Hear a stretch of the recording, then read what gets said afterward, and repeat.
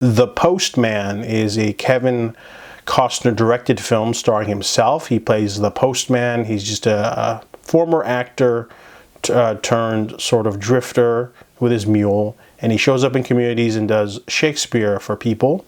So I'm going to call him Shakespeare from now on because that's the nickname they gave him.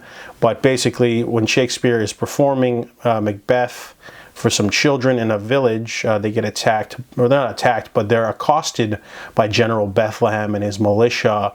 I forget the name of the army, but basically they go town to town and they collect food and they impose their will on other people because they have the guns and the military and the horses. Shakespeare is grabbed with two other men as recruits for the army, and they are forced to do like punishing drills and psychological torture. It's a very brutal sort of cult-like war camp about machismo.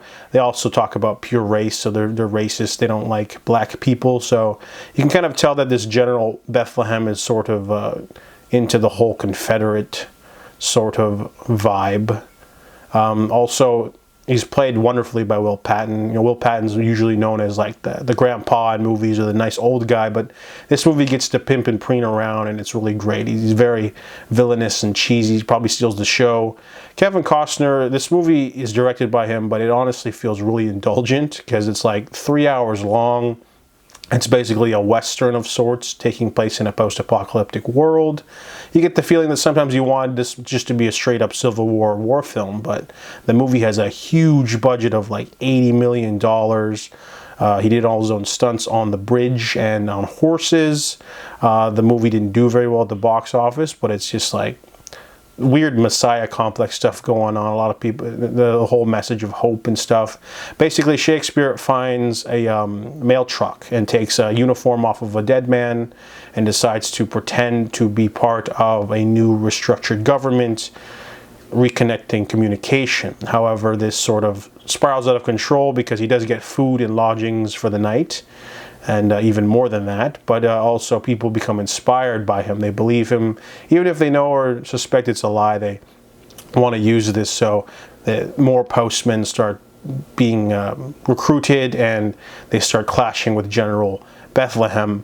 Now, the movie is really over the top in some regards. It's very long. It's definitely inspired by Western films. I do like little touches here or there, like everything's practical. There's a great scene involving old school movie projector that I really liked.